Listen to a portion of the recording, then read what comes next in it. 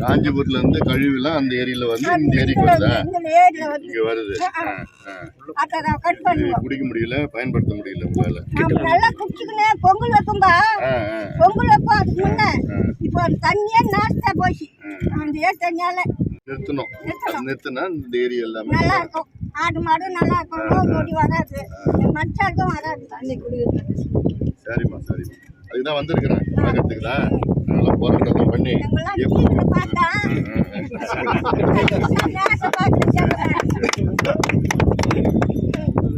வரேன். நான் எப்படியாவது தண்ணியை நிறுத்திடுறேன். காஞ்சிபுரத்துல கழிவு நீரை இந்த ஏரிக்கு வரது எப்படியாவது நிறுத்திடுறேன். சரியா?